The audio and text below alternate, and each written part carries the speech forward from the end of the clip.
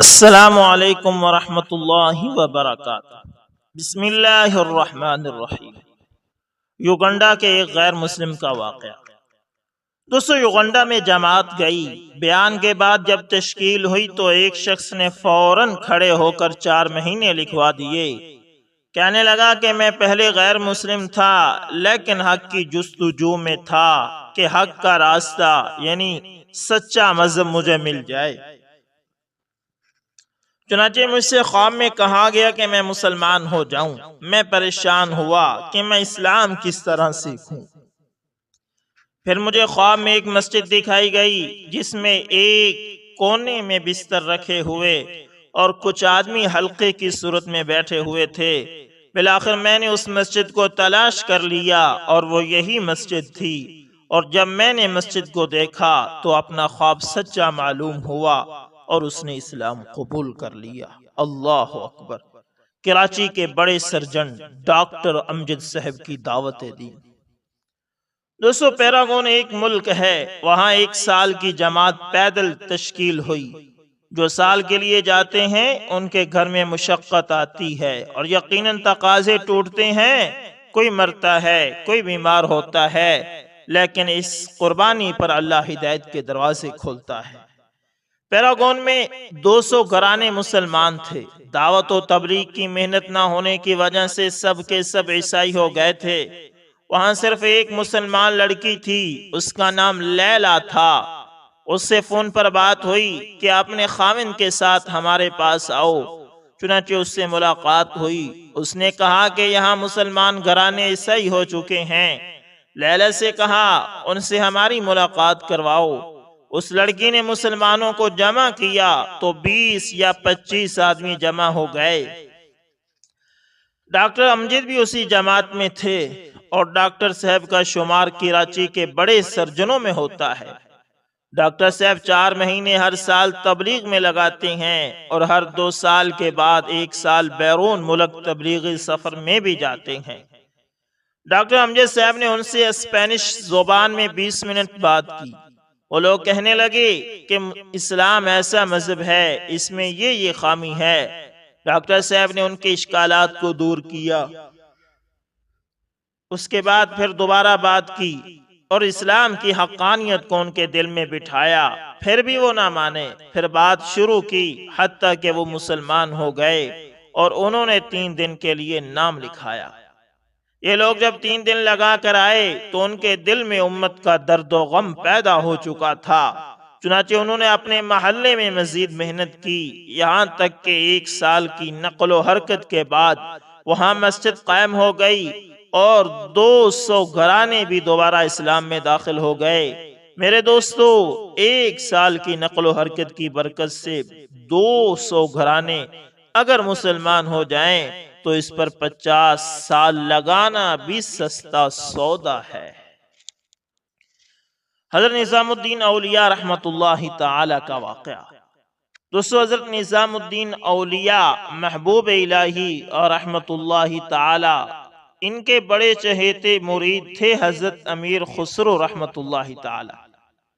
یہ ایک بہت بڑے شاعر بھی تھے۔ حضرت نظام الدین محبوب الہی رحمت اللہ تعالی نے وصیت فرمائی کہ جو میری قبر پر فاتحہ پڑھنے آئے وہ پہلے خسرو کی قبر پر جائے پھر میرے پاس آئے، اتنا چاہتے تھے۔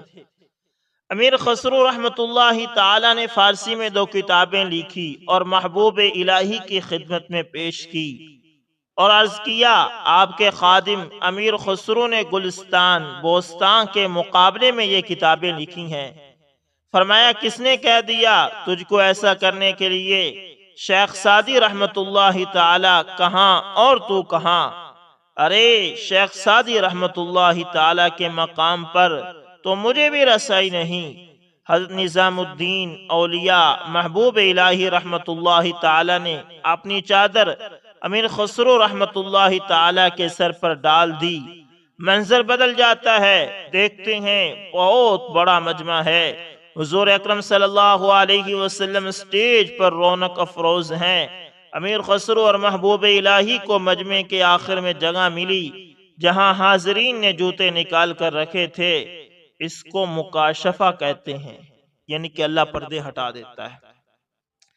دیکھا کہ ایک بڑے میاں حضور صلی اللہ علیہ وسلم کو پیچھے سے پنکھا جھیل رہے ہیں۔ حضور صلی اللہ علیہ وسلم مسکراتے ہوئے فرماتے ہیں، سعدی تم نے کیا شعر کہا تھا، ذرا کہو تو صحیح۔ تو پنکھا جھیلتے ہوئے بڑے میاں کہتے ہیں، بلغ العلا بکمالہ کشف الدجا بجمالہ حسنت جمیع خصالہ صلو علیہ وآلہ۔ پہنچے بلندی پر اپنے کمال سے، کھول دیا اندھیروں کو اپنے جمال سے۔ اچھی ہیں آپ صلی اللہ علیہ وسلم کی تمام عادتیں، درود پڑھو آپ صلی اللہ علیہ وسلم پر اور آپ صلی اللہ علیہ وسلم کی اولاد پر۔ حضور اکرم صلی اللہ علیہ وسلم خوش ہو کر فرماتے ہیں، واہ تم نے کیا خوب کہا سعدی۔ بار بار حضور اکرم صلی اللہ علیہ وسلم شیخ سعدی کو داد دیتے رہے۔ محبوب الہی نے وہ چادر ہٹا دی، فرمایا، دیکھا خسرو یہ شعر کہنے والا حضور کے دربار میں ہے۔ شیخ سعدی رحمت اللہ تعالی نے بلغ العلا بکمالہ کہا تو اللہ کے نبی کو اتنا پسند آیا کہ مستقل حضور صلی اللہ علیہ وسلم کے ساتھ ہیں۔ ہمیں بھی اپنی مجلسوں میں درود کی کثرت کرتے رہنا چاہیے، اور جب محمد صلی اللہ علیہ وسلم کا اسم گرامی آئے تو صلی اللہ علیہ وسلم کہنا چاہیے۔ اللہ اکبر۔ حضور صلی اللہ علیہ وسلم کا اللہ کی طرف دعوت دینے کی وجہ سے سختیوں اور تکالیف کا برداشت کرنا۔ دوسرے حضرت انس رضی اللہ تعالیٰ عنہ فرماتے ہیں کہ حضور اکرم صلی اللہ علیہ وسلم نے فرمایا کہ اللہ کی خاطر جتنی تکالیف مجھے پہنچائی گئی اتنی کسی کو نہیں پہنچائی گئی، اور جتنا مجھے اللہ کی وجہ سے ڈرایا گیا اتنا کسی کو نہیں ڈرایا گیا، اور مجھ پر 30 دن اور 30 راتیں مسلسل ایسی گزری ہیں کہ میرے اور بلال رضی اللہ تعالیٰ عنہ کے پاس کسی جاندار کے کھانے کے قابل صرف اتنی چیز ہوتی جو بلال کی بغل کے نیچے آ جائے، یعنی بہت تھوڑی مقدار میں ہوتی تھی۔ حضرت عقیل بن طالب رضی اللہ تعالیٰ عنہ فرماتے ہیں کہ قریش ابو طالب کے پاس ہے اور کہا، اے ابو طالب، آپ کا بھتیجا حضور صلی اللہ علیہ وسلم ہمارے گھروں اور ہماری مجلس میں ہمارے پاس آتا ہے اور ہمیں ایسی باتیں سناتا ہے جن سے ہمیں بڑی تکلیف ہوتی ہے، اگر آپ مناسب سمجھیں تو اس کو ہمارے پاس آنے سے روک دیں۔ تو ابو طالب نے مجھ سے کہا، اے عقیل، اپنے چچا زاد بھائی کو ڈھونڈ کر میرے پاس لاؤ۔ چنانچہ میں آپ کو ابو طالب کی ایک کوٹھری میں سے بلا کر لایا۔ آپ میرے ساتھ چل رہے تھے، آپ سایہ میں چلنا چاہتے تھے کیونکہ دھوپ تیز تھی، لیکن راستے میں سایہ نہ مل سکا، یہاں تک کہ آپ صلی اللہ علیہ وسلم ابو طالب کے پاس پہنچ گئے۔ تو آپ صلی اللہ علیہ وسلم سے ابو طالب نے کہا، اے میرے بھتیجے، اللہ کی قسم، جیسے کہ تم کو خود بھی معلوم ہے میں تمہاری ہر بات مانتا ہوں، تمہاری قوم والوں نے آ کر یہ کہا کہ تم کعبہ میں اور ان کی مجلسوں میں جا کر ان کو ایسی باتیں سناتے ہو جن سے ان کو تکلیف ہوتی ہے، اگر تم مناسب سمجھو تو ان کے پاس جانا چھوڑ دو۔ آپ صلی اللہ علیہ وسلم نے نگاہ کو آسمان کی طرف اٹھا کر فرمایا کہ جس کام کو دیکھ کر مجھے مبعوث کیا گیا ہے اس کو چھوڑنے کی میں بالکل قدرت نہیں رکھتا ہوں، جیسے کہ تم میں سے کوئی سورج میں سے آگ کا شعلہ لانے کی قدرت نہیں رکھتا۔ اس پر ابو طالب نے کہا، میرا بھتیجا کبھی غلط بات نہیں کہتا، تم سب بھلائی کے ساتھ واپس چلے جاؤ۔ حضور اکرم صلی اللہ علیہ وسلم سے ابو طالب نے کہا، اے میرے بھتیجے، آپ کی قوم میرے پاس آئی ہے اور اس نے ایسی ایسی باتیں کہی ہیں، تم مجھ پر بھی ترس کھاؤ اور اپنی جان پر بھی، اور اتنا بوجھ مجھ پر نہ ڈالو کہ جس کو نہ میں اٹھا سکوں اور نہ تم، لہذا تم اپنی قوم کو وہ باتیں کہنی چھوڑو جو ان کو ناگوار لگتی ہیں۔ اس سے حضور صلی اللہ علیہ وسلم یہ سمجھے کہ آپ کے بارے میں آپ کے چاچا کی رائے بدل گئی ہے اور وہ اب آپ کی مدد چھوڑ کر آپ کو قوم کے حوالے کرنے والے ہیں، اور اب ان میں آپ کا ساتھ دینے کی ہمت نہیں رہی۔ اس پر آپ صلی اللہ علیہ وسلم نے فرمایا، اے میرے چاچا، اگر سورج میرے دائیں ہاتھ میں اور چاند میرے بائیں ہاتھ میں رکھ دیا جائے تو بھی میں اس کام کو چھوڑنے والا نہیں ہوں۔ میں اس کام میں لگا رہوں گا یہاں تک کہ اللہ تعالیٰ اس کام کو غالب کر دے یا اس کام کی کوشش میں میری جان چلی جائے۔ اتنا کہہ کر آپ صلی اللہ علیہ وسلم کی آنکھیں مبارک ڈبڈبا آئیں اور آپ صلی اللہ علیہ وسلم رو دیے اور آپ وہاں سے پشت پھیر کر چل دیے۔ جب ابو طالب نے دیکھا کہ حضور اکرم صلی اللہ علیہ وسلم اپنے کام پر اتنے پختہ ہیں کہ اس کے لیے جان تک قربان کرنے اور چاند سورج تک اٹھا لینے کو تیار ہیں، تو انہوں نے حضور صلی اللہ علیہ وسلم کو پکارا، اے میرے بھتیجے، آپ ان کی طرف متوجہ ہوئے۔ ابو طالب نے کہا، آپ اپنا کام کرتے رہیں اور جیسے دل چاہتا ہے کرتے رہیں، اللہ کی قسم میں کسی وجہ سے بھی تمہارا کبھی بھی ساتھ نہیں چھوڑوں گا۔ اللہ اکبر، اللہ اکبر۔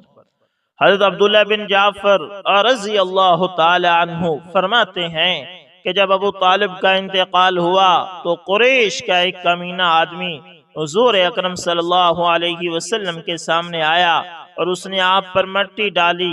آپ اپنے گھر واپس چلے گئے۔ آپ کی ایک بیٹی آ کر آپ کے چہرے سے مٹی صاف کرنے لگی اور رونے لگی۔ آپ صلی اللہ علیہ وسلم نے فرمایا، اے میری بیٹی مت رو، کیونکہ اللہ تعالیٰ تمہارے والد کی ضرور حفاظت کرنے والے ہیں۔ اور آپ فرما رہے تھے کہ ابو طالب کے انتقال تک قریش میرے ساتھ اتنی ناگواری کا معاملہ نہیں کر رہے تھے، اب یہ شروع ہو گئے ہیں۔ حضرت ابو ہریرہ رضی اللہ تعالیٰ عنہ فرماتے ہیں کہ جب ابو طالب کا انتقال ہو گیا تو قریش کے لوگ حضور صلی اللہ علیہ وسلم کے ساتھ ترش روئی اور سختی کے ساتھ پیش آنے لگے۔ آپ صلی اللہ علیہ وسلم نے فرمایا، اے میرے چچا، آپ کی کمی بہت جلد محسوس ہونے لگی۔ حضرت حارث بن حارث رضی اللہ تعالی عنہ فرماتے ہیں کہ میں نے اپنے والد سے پوچھا، یہ مجمع کیسا ہے؟ میرے والد نے کہا، یہ لوگ اپنے ایک بے دین آدمی پر جمع ہیں۔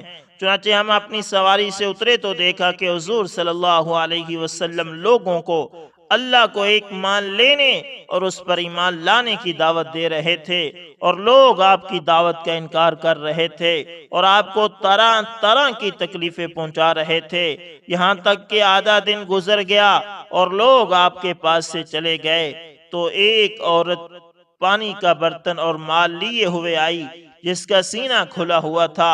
آپ نے اس عورت سے برتن لے کر پانی پیا اور وضو کیا، پھر اس عورت کی طرف سر اٹھا کر کہا، اے میری بیٹی، اپنے سینے کو ڈھانپ لے اور اپنے باپ کے بارے میں کوئی خوف اور خطرہ محسوس نہ کر۔ ہم نے پوچھا، یہ عورت کون ہے؟ لوگوں نے بتایا، یہ ان کی بیٹی حضرت زینب رضی اللہ تعالی عنہا ہے۔ حضرت منیب ازدی رضی اللہ تعالی عنہ فرماتے ہیں کہ میں نے رسول اللہ صلی اللہ علیہ وسلم کو زمانہ جہلیت میں دیکھا تھا کہ آپ فرما رہے تھے، اے لوگو، لا الہ الا اللہ کہہ لو، کامیاب ہو جاؤ گے۔ تو میں نے دیکھا کہ ان میں سے کوئی تو آپ کے چہرے پر تھوک رہا ہے اور کوئی آپ پر مٹی ڈال رہا ہے اور کوئی آپ کو گالیاں دے رہا ہے، اور یوں ہی ہوتا رہا یہاں تک کہ آدھا دن گزر گیا۔ پھر ایک لڑکی پانی کا پیالہ لے کر آئی جس سے آپ نے اپنے چہرے اور دونوں ہاتھوں کو دھویا اور کہا، اے میری بیٹی، نہ تم اپنے باپ کے اچانک قتل ہونے کا خطرہ محسوس کرو اور نہ کسی قسم کی ذلت کا۔ میں نے پوچھا، یہ لڑکی کون ہے؟ لوگوں نے بتایا، یہ آپ صلی اللہ علیہ وسلم کی بیٹی حضرت زینب رضی اللہ تعالی عنہا ہیں۔ وہ ایک بہت ہی خوبصورت بچی تھی۔ اللہ اکبر، اللہ اکبر، اللہ اکبر۔ اللہ تعالی ہمیں بھی ایسی دعوت دینے کی توفیق عطا فرمائے۔ دوسرے حضرت عروہ رضی اللہ تعالیٰ عنہ فرماتے ہیں کہ میں نے حضرت ابن العاص رضی اللہ تعالیٰ عنہ سے پوچھا کہ آپ مجھے بتائیں کہ مشرکین نے حضور صلی اللہ علیہ وسلم کو سب سے زیادہ کون سی تکلیف پہنچائی؟ انہوں نے کہا ایک مرتبہ حضور صلی اللہ علیہ وسلم حتیم کعبہ میں نماز پڑھ رہے تھے کہ اتنے میں عقبہ بن ابی معیط آیا اور اس نے اپنا کپڑا حضور صلی اللہ علیہ وسلم کی گردن مبارک میں ڈال کر زور سے آپ کا گلا گھونٹا۔ حضرت ابوبکر رضی اللہ تعالیٰ عنہ آئے اور عقبہ کو کندھے سے پکڑ کر حضور صلی اللہ علیہ وسلم سے پیچھے ہٹایا اور یہ کہا اتقتلون رجلا ان یقول ربی اللہ وقد جاءکم بالبینات من ربکم، کیا مارے ڈالتے ہو ایک مرد کو اس بات پر کہ وہ کہتا ہے کہ میرا رب اللہ ہے اور لایا تمہارے پاس کھلی نشانیاں تمہارے رب کی طرف سے۔ حضرت عمرو بن العاص رضی اللہ تعالیٰ عنہ فرماتے ہیں کہ میں نے صرف ایک ہی دن دیکھا کہ قریش کعبہ کے سائے میں بیٹھے ہوئے حضور صلی اللہ علیہ وسلم کو قتل کرنے کا مشورہ کر رہے ہیں۔ اس وقت حضور صلی اللہ علیہ وسلم مقام ابراہیم کے پاس نماز پڑھ رہے تھے، چنانچہ عقبہ بن ابی معیط کھڑا ہو کر آپ کی طرف بڑھا اور آپ کی گردن میں اپنی چادر ڈال کر اس نے آپ کو اس زور سے کھینچا کہ حضور صلی اللہ علیہ وسلم گھٹنوں کے بل زمین پر گر گئے۔ لوگوں میں ایک شور مچ گیا، سب نے یہ سمجھا کہ آپ قتل کر دیے گئے ہیں۔ حضرت ابوبکر صدیق رضی اللہ تعالیٰ عنہ دوڑتے ہوئے آئے اور انہوں نے پیچھے سے آپ کی دونوں بغلوں میں ہاتھ ڈال کر آپ کو اٹھایا اور وہ یہ کہتے جا رہے تھے کیا مارے ڈالتے ہو ایک مرد کو اس بات پر کہ وہ کہتا ہے کہ میرا رب اللہ ہے؟ پھر کفار آپ کے پاس سے چلے گئے۔ حضور صلی اللہ علیہ وسلم نے کھڑے ہو کر نماز پوری فرمائی۔ جب آپ نماز سے فارغ ہوئے تو کفار کعبہ کے سائے میں بیٹھے ہوئے تھے۔ آپ صلی اللہ علیہ وسلم ان کے پاس سے گزرے۔ آپ نے فرمایا اے جماعت قریش سن لو، اس ذات کی قسم جس کے قبضہ میں محمد صلی اللہ علیہ وسلم کی جان ہے، مجھے تمہاری طرف تمہیں ذبح کرنے کے لیے ہی بھیجا گیا، یعنی نہ مارنے والے ہمارے ہاتھوں آخر قتل ہوں گے۔ اور آپ نے اپنے ہاتھ کو اپنے حلق پر پھیر کر ذبح ہونے کی طرف اشارہ کیا تو آپ سے ابو جہل نے کہا آپ تو نادان نہیں ہیں، لہذا ایسی سخت بات نہ کہیں، برداشت سے کام لیں۔ آپ نے اس سے فرمایا تو بھی ان میں سے ہے جو آخر قتل ہوں گے۔ اللہ اکبر۔ دوستو یہ تھی آپ صلی اللہ علیہ وسلم کی محنت اور یہ تھی تکلیفیں دعوت کے کام میں جو آپ صلی اللہ علیہ وسلم نے اٹھائی۔ اللہ تعالیٰ سے دعا ہے کہ اللہ تعالیٰ آپ صلی اللہ علیہ وسلم کے نقش قدم پر ہمیں چلنے کی توفیق عطا فرمائے اور حق سچ کا ساتھ دینے کی بھی توفیق عطا فرمائے۔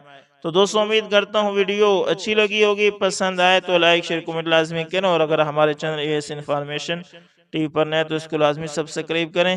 ملتے ہیں دوستوں کسی نیکسٹ اچھی سی ویڈیو کے اندر، تب تک کے لیے اللہ حافظ، جزاکم اللہ خیر۔